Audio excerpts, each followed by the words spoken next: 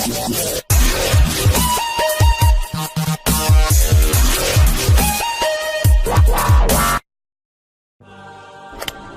there.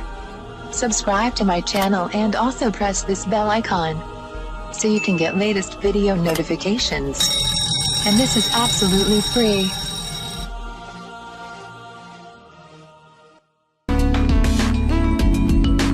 आज मैं आपको बताऊंगी बेकिंग सोडे से मैदे की तेजाबियत दूर करने का तरीका।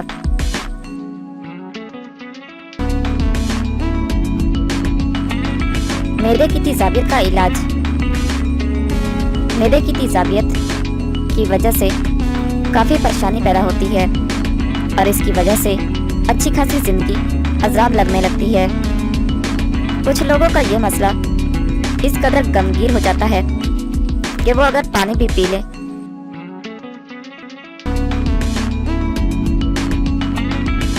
तो इसकी वजह से भी तेजाबियत हो जाती है।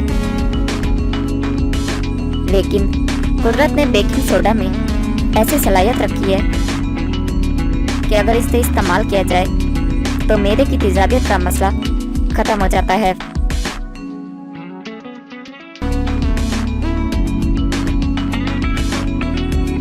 मैदे की तेजाबियत क्या है और कैसे पैदा होती है? हमारे मैदे में तेजाबियत इस वक्त पैदा होती है जब मैदे में मौजूद तेजाबियत की मिकदार ग़िज़ाई नाली तक बढ़ जाती है, जिसकी वजह से सीने की जलन महसूस होने लगती है।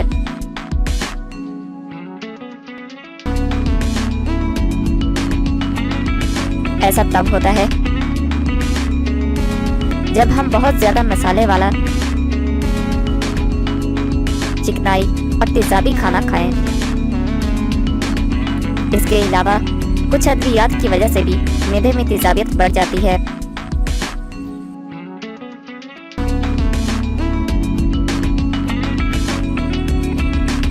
बेकिंग सोडा से मैदे की तेजाबियत का इलाज।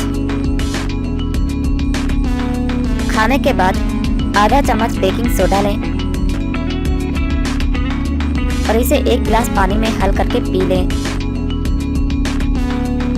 इसकी वजह से आपके मैदे में मौजूद तेजाबियत कम हो जाएगी।